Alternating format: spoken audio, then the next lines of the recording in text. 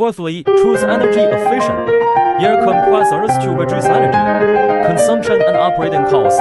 Fifthly, consider the maintenance and upkeep needs of the air compressor, as well as readily available spare parts and repair services. Sixth, if there are environmental requirements, it may be necessary to choose wall-free vortex air compressors or other environmentally friendly air compressors. If you happen to need to purchase an air compressor and don't know how to choose, feel free to leave a message and we can give you advice.